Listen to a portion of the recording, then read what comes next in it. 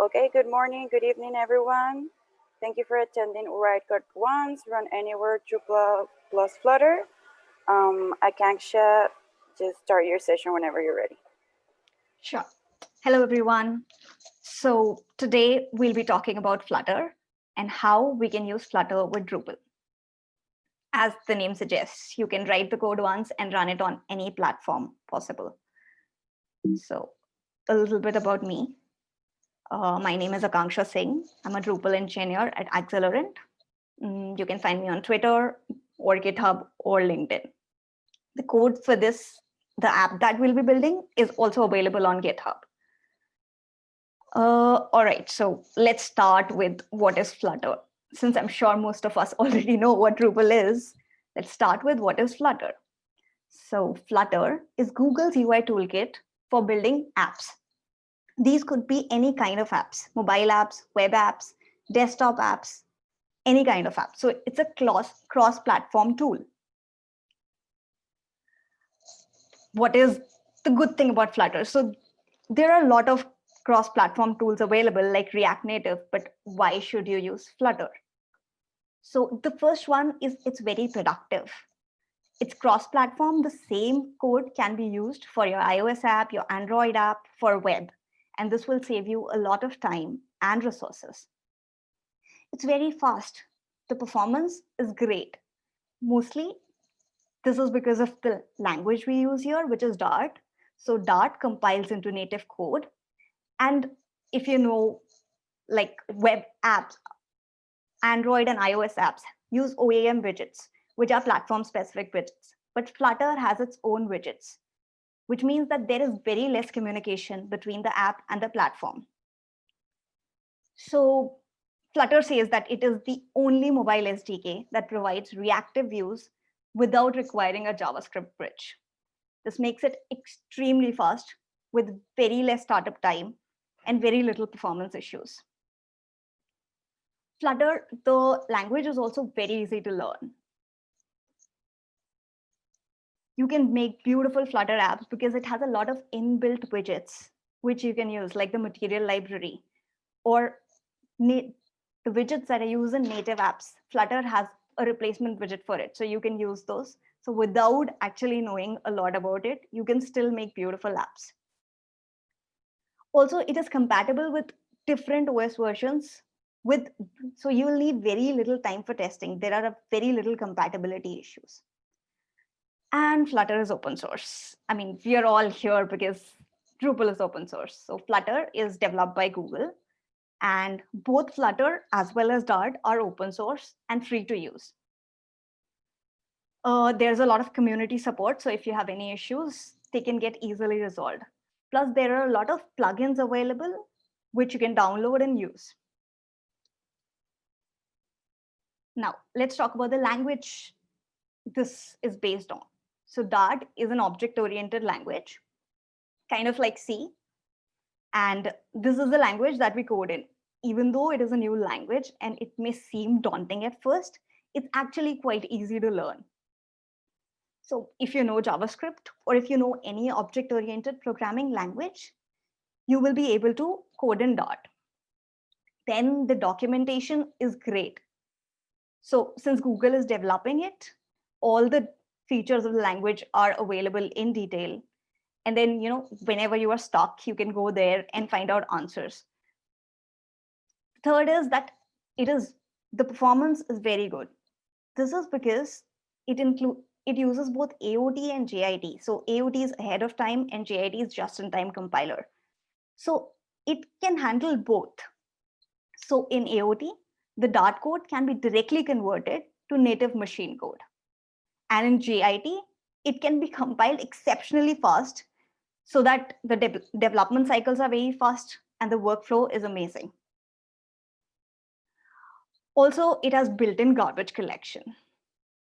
And finally, if you do not want to use any, if you just want to try out Dart, there is a Dart pad provided. There's a Dart pad where you can go and just try it out without downloading anything. All right, so who all are using Flutter? Flutter has become very popular recently because of its cross-platform applicability, a lot of users are using it. The first, of course, is Google.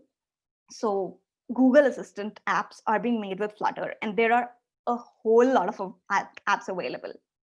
eBay has also built its app with Flutter, then BMW. Square is a payment platform, so they also have built it with Flutter. Also, New York Times. So the Ken puzzle, it's available for Android, iOS, Mac, Windows, web, just with one code base. And Realtor.com, where the listings are updated in real time on all platforms. So you can see almost every major organization is using Flutter these days.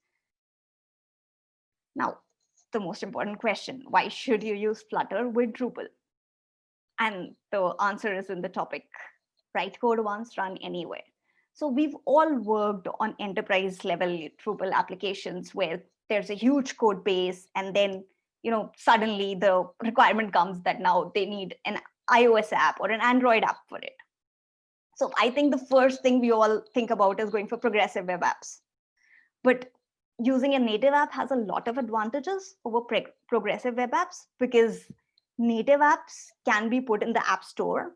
They have a lot of platform specific functionalities that you can use, which you may not be able to use in progressive web apps.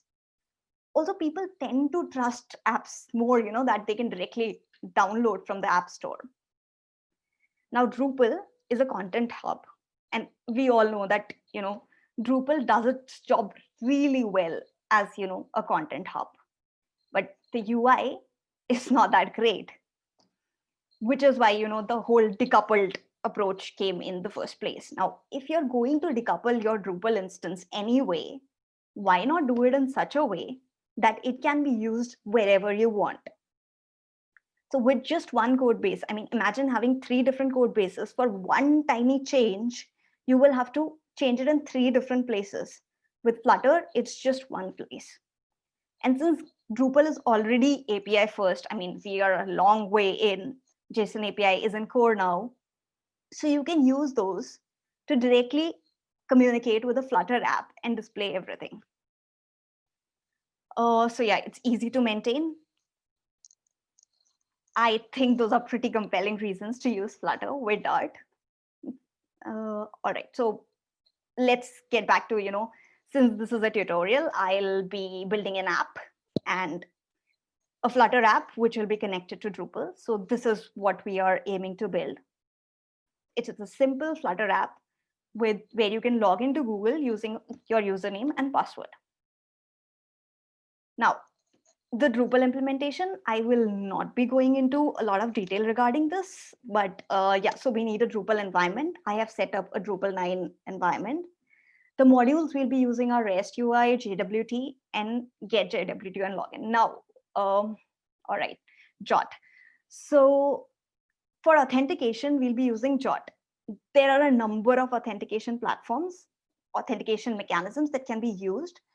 And we are going for Jot. So, why I went for Jot is another 40-hour presentation altogether. So I will not be going into details. But so Jot is a RFC 7519 standard, which is used to authenticate routes, services, resources. So it is digitally signed. It does not contain session information. And it is a good alternative to others we use like OAuth, because there's no need to pass sessions and credentials again and again to the server. Also, it's very compact. So there's very small overhead when you send Jot tokens in your post request. Also, it is self-contained, so all the information that you require is already there in the Jot payload, and it works with CORS. So now, why? They do not need any session data to be kept on the server, so you do not have to maintain that. And if your application is running on multiple servers, then you do not have to share session among all the servers. So Jot has 3 parts. It has a key, a header, and an expiry date, which is what we'll be using. So there is an alpha, I think there's an alpha version for Drupal, which we will be using. I will quickly show you this so that share. All right, so this is my Drupal instance. I will log in here. And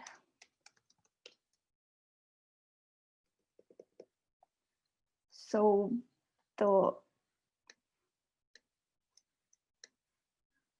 I have set up Jot. So the Jot key has been set up here, which you can set up. And then once you have that, you can issue Jot tokens and then verify them. All right. JWT authentication. So here you can create your own key. It depends on the key module. And here I have used an algorithm and I have defined a key that needs to be used. That's pretty much it. Also, the REST module needs to be enabled since we'll be using the REST endpoint. Now, if we go back to this. All right. The endpoints that we will be using are the default user login endpoint. And for logout, we'll be using the user logout endpoint. So now let's get to the Flutter setup, which I'll be talking about in detail. So you can download Flutter from flutter.dev, or you can directly clone it from Git. Once it is installed, you can run Flutter Doctor to see if there are any problems with your installation. So when you run Flutter Doctor, it will show you what all is installed and what else needs to be installed. And finally, when everything is done, you can run which Flutter to see, which version of Flutter is installed and if it is installed correctly. Flutter also installs Dart, so you can use Dart also at the same time. Now, you can use any editor to build apps with Flutter. The ones that are supported and have plugins are Android Studio, Visual Studio, and Emacs. We will be using VS Code. So there's very detailed documentation on Flutter for setting up the editor. Now, there are some platform-specific extra steps that need to be done. For Android, you need the Android SDK. For iOS, you need Xcode.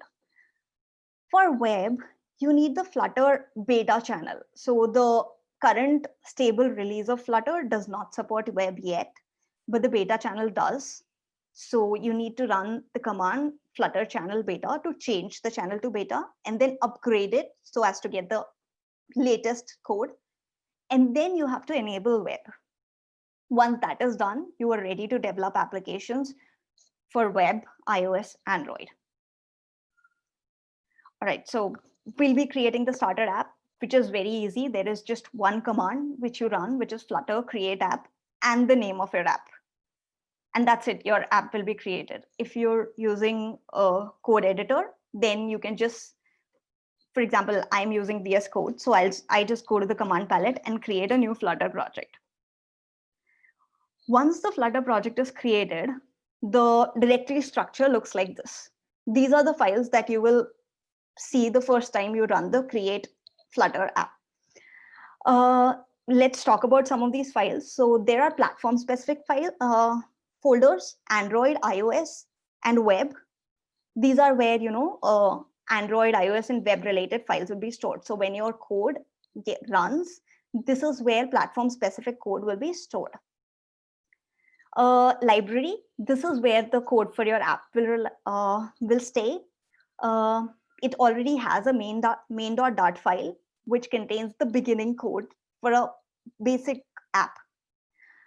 Tests, here your unit tests will stay, and the Pubspec.yml, which is nothing but the package.json file, which it contains the version, build number, dependencies. You can import external packages, etc.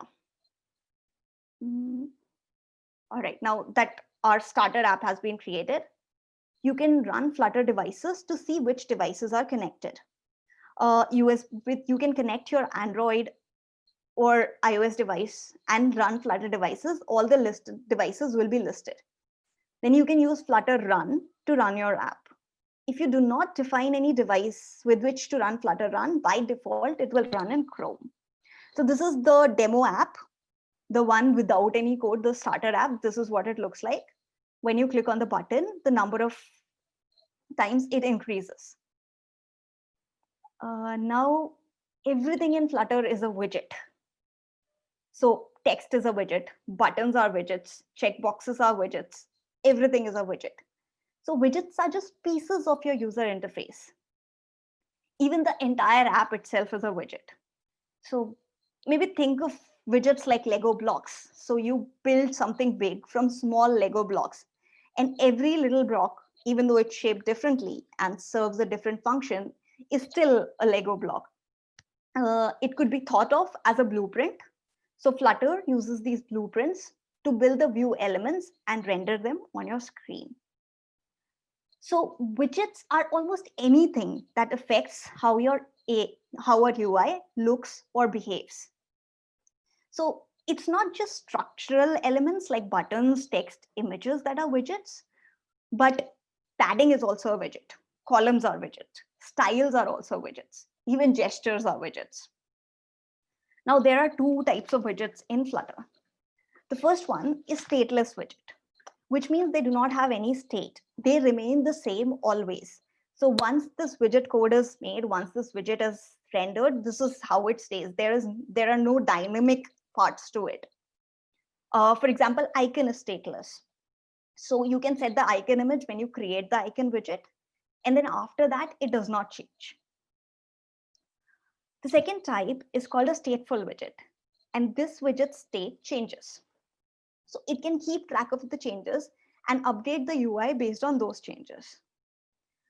So how do they keep track of changes? So the widget itself is immutable, but it creates a state object.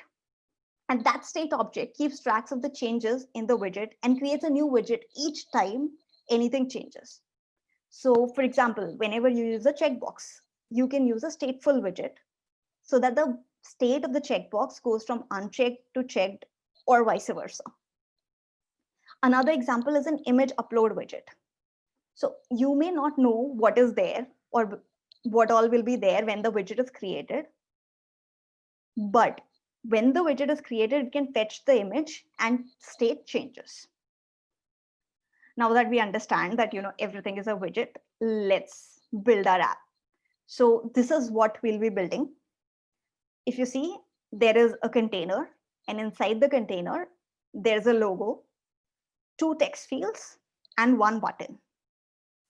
Now, everything is a widget, so all these separate, distinct things are widgets. Even the spaces between the buttons is a widget. We will try to build this now. So first, we'll go to the Pubspec.yml file, and here we'll add the dependencies of things that we'll be using. So there are some default Flutter packages that we will be using to implement this app. The first one is HTTP dependency. This HTTP will be to make post or get requests. Then we will add folders for our assets. So we are adding a new font here, or we are adding images here. So for that, we will create a folder. Once you've added this, automatically, if you are on VS Code, the moment you save it, the pubget command will run and it will fetch all the packages. We will also use, okay, so you can also define the test dependencies if you're using tests here. Now, let's build the UI. Let's see what it looks like. So if you open the main.dart file, it has a void main class. Now, the void main run my app. This is the entry point of our whole program. So it has to always be defined if you want to render something on the screen. So it's just the ES6 notification to write the function.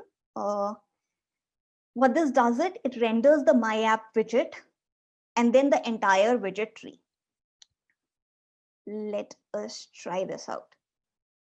So I will share my screen, Flutter. Here. Share. So let me make this bigger.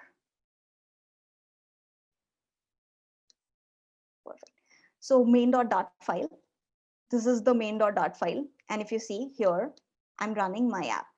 I want to show a feature of this app, which is called hot reload, which is like one of the best features of Flutter, which means that everything changes without, so my app is running here. This is my app, which is running right now on the web. And if I go back to the code and I change this title here, so let's call it Flutter login app. I save it and there will be hot reload. Now, if I go back to the app, you will see that it has changed. Hold on. If you see in the title bar, the title of the app has changed. So you do not need to restart the app. The state is preserved. And this is how hot reload helps, in really fast programming. So in your editor, you just need to save. In your terminal, you can press R and it reloads the code. So it can be done. It reloads not just on Chrome. If you've connected to your device, for example, Android or iOS, the app is running instantly. It will reload without reinstalling it or without restarting it, which is really fast. So your development time is reduced drastically. I mean, one of the biggest complaints with Drupal is drush CR, so which takes forever. So compared to that, this takes microseconds. All right, so let's see. Now, finally, we are getting down to building the widgets. Now, if you have Visual Studio, you can see Dev Inspector, and this will show you all the widgets in your app. Now, every little thing is a widget. What we'll be doing here is, as you saw, there was logo, there were 2 text fields, and there was a button. So we will be building a logo widget. For the logo widget, okay, code. Right. So let me show you the widgets. Here. So this is the logo widget, which we'll be using. It is defined by default in Flutter. I will build every widget separately and then I will render them at the end. So this is the first widget. I call it logo. And then I add padding around it. And its child is the hero widget. So hero is also defined in Drupal and in Flutter. Drupal is on my mind. So it is already defined in Flutter. And then you can just define an image here. So if you see, I have added an image. This image I had already added in Pubspec.yml file. So now I can just upload the image. And this will create my logo widget. The next widget is the email and the user password widget. Now for both of these, I will be using the text widget, which is called text field. It has some predefined parameters that you need to set. So controller is used for doing something with the value of the field. Because you will be using the username and the password to log in, you will need it in a separate function, which is why I am using a controller here. The only difference between, so hint text is what appears as a placeholder. Then I've added padding and a border.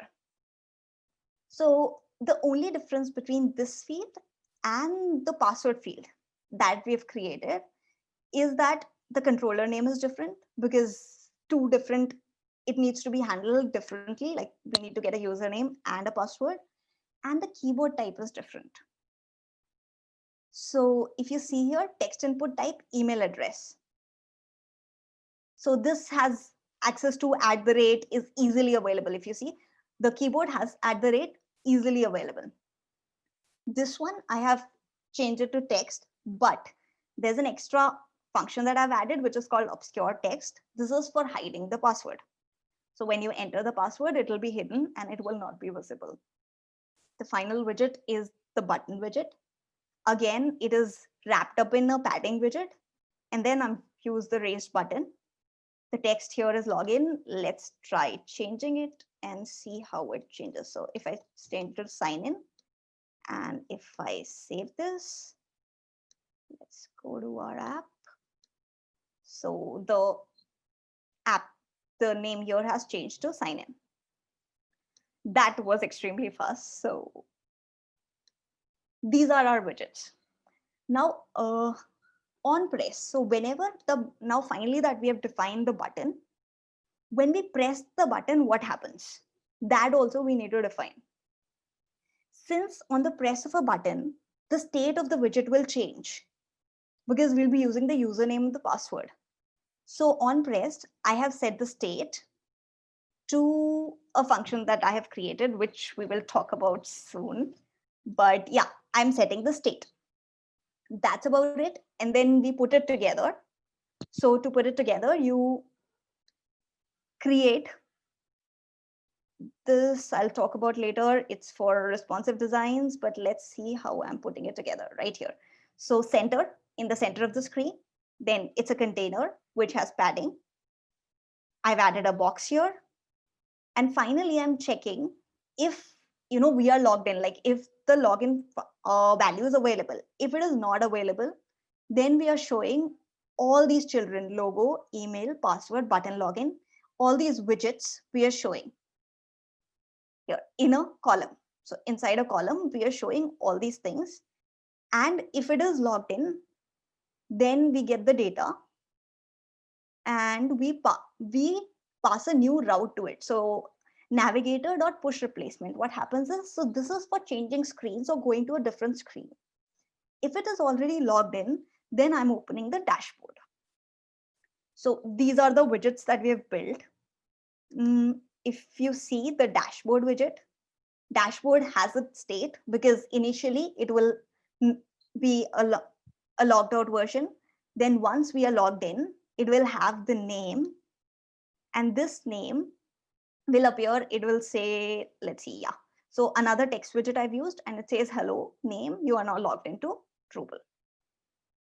And there's a logout button. When you push on it, it takes you back, it logs you out, and it takes you back to the sign in page. That is it. Now let's see how all of this comes together.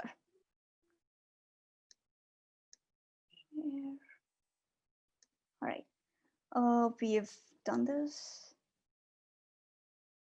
All right, now before moving any further, let's also talk about responsive designs. Since our app supports all screen sizes, all possible screen sizes, basically. So it supports web, it supports Android, iOS, and all mobile devices tabs. So your app needs to be responsive and it needs to look good on every possible screen size.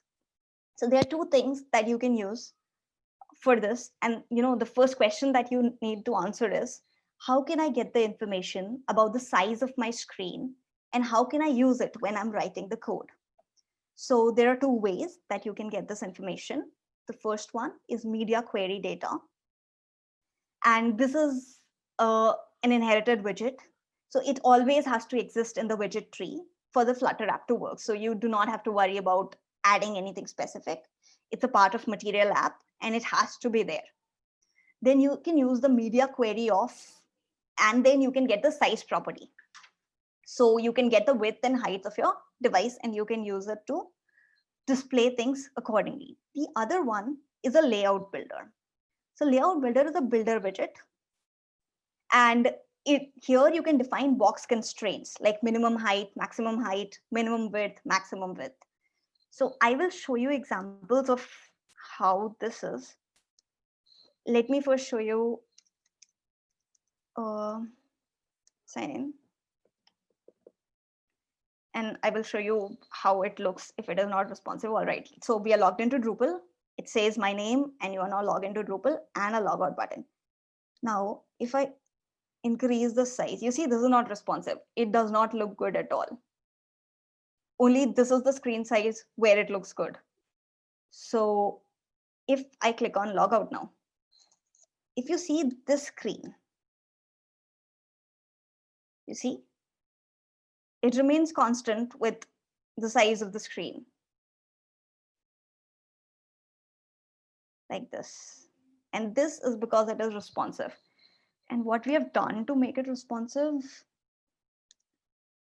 right here, Signed in dot dot. All right. So safe area we use so that there is no, it does not fall outside your screen. No text, no widget falls outside your screen. After that, I have done one more thing here, which I want to show. Here. So box constraints. So this is the layout builder which I'm using.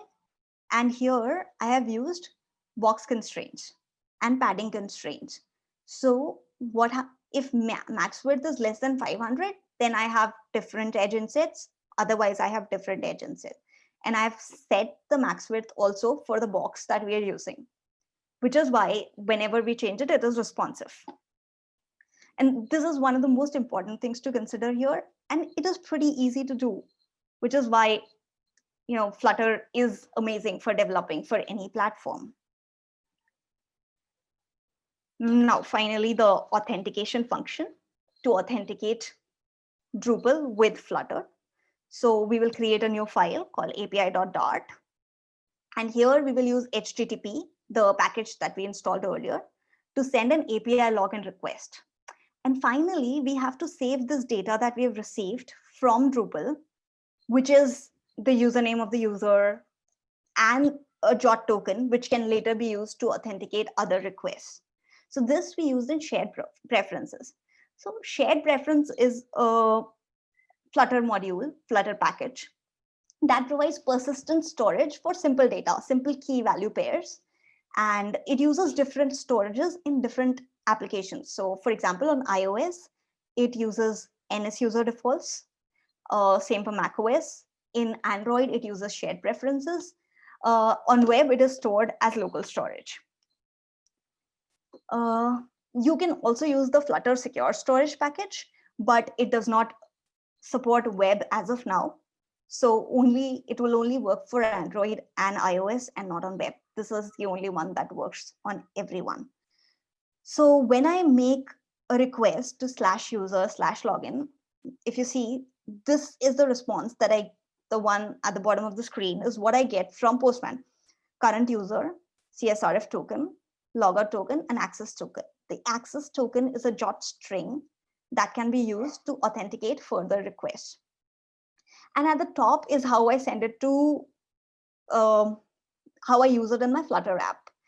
This code is actually pretty easy to get. You just run this in Postman, go to code and copy the HTTP code. And you can place that here.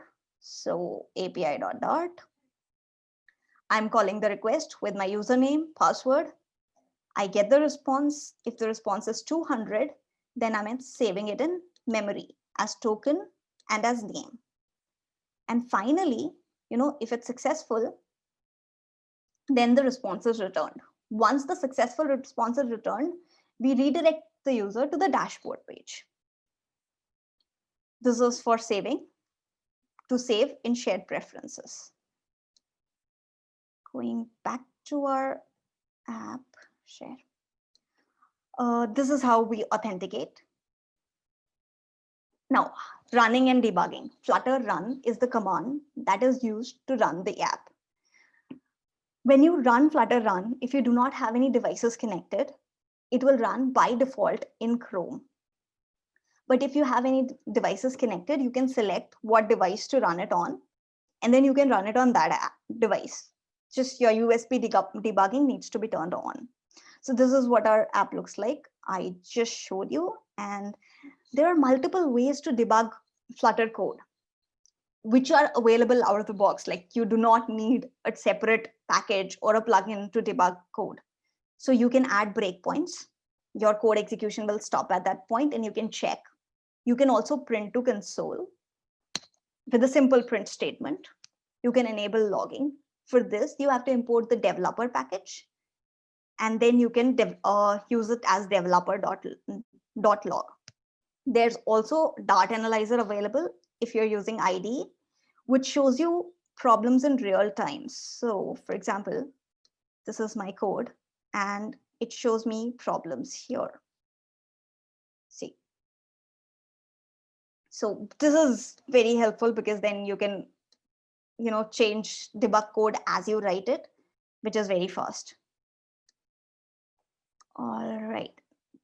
And the most important part, writing tests. No development is complete without writing tests. So Flutter provides very easy packages to write tests. And I'm running out of time, so I'll be quick about this.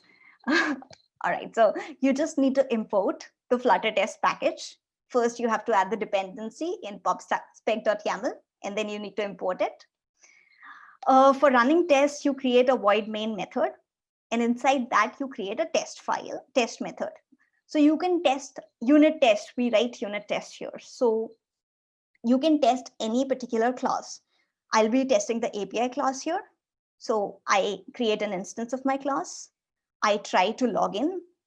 The async function is because we have to wait for the login to complete and then check. So await, wait for the login to complete with my user credentials. And then once it's logged, I check that the name is correct or not. And if it is correct, so this is what it looks like. If you want to run Flutter test, you will run Flutter test, the name of the file. This will run that particular file. And then if all your tests pass, it will show that all tests have passed. That's about it. Your first app is ready. This works in all platforms. So I've tested on Android, iOS, and web, and it works seamlessly on all three. So if I have to make a tiny change, say the name of the field, I do not have to go and edit it in 3 places, which is what is great about Flutter. And you saw how easy it is to send requests to Drupal. Now, further on, we can send JSON requests to get data. You just have to use the JOT token in the header to authenticate the request, and that is it. Everything will work out of the box. I will stop here. I'm open to questions if there are any. And the code is also available on GitHub, so you can check it out. Thank you so much for being here. I'll go check those. Thank you very much, Akanksha. I don't see any questions right now on the Q&A, but if anyone has any questions, please go ahead and ask them on the live Q&A chat box. Yeah, I don't see anything either yet, so.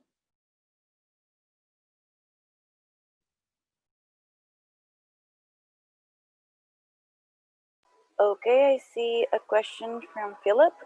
Can I low code build apps with drag and drop?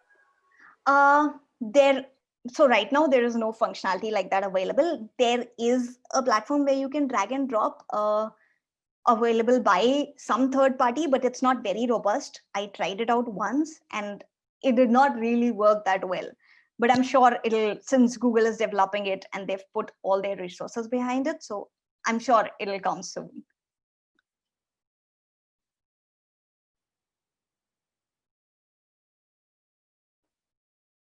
Drupal Commerce with Flutter, not yet, but that would be an interesting use case to try, definitely. Payment platform, yeah, I haven't tried yet. So yeah, I have tried the content CMS to get the content from there and authentication, but that would definitely be an interesting thing to try.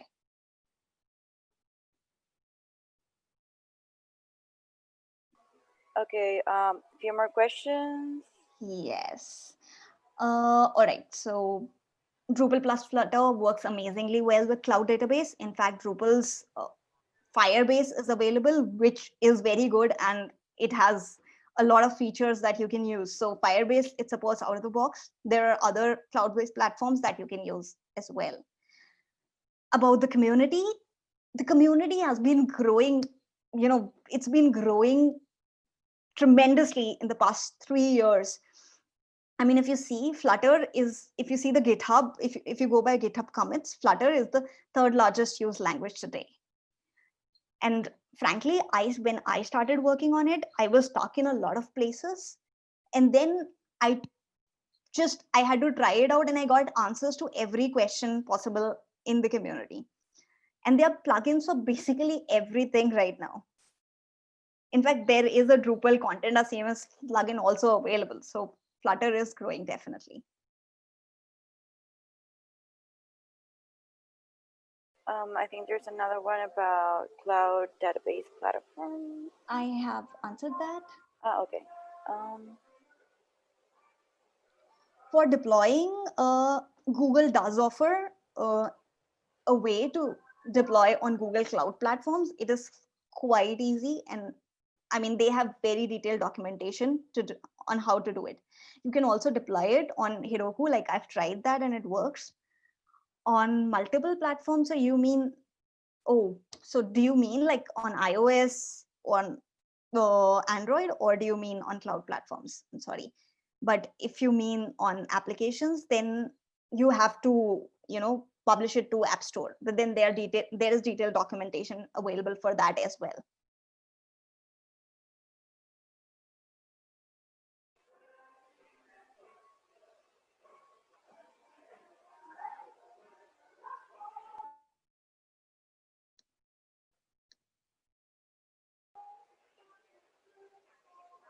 Okay, a couple more questions. We still have 3 minutes, so I think we have time. So the web version is not a PWA. It is a default app. It is an app. It is a web app, proper web app, and it does not use PWA anywhere. It has its own widgets, and it compiles it directly to JavaScript or directly to the native application code. Monitoring an app, or do you mean analytics or uptime? For uptime, you can use whatever platform you're using to, host it. Google's own hosting is also pretty cool if you just want to try it out for testing, which is what I've done. And you can monitor uptime there.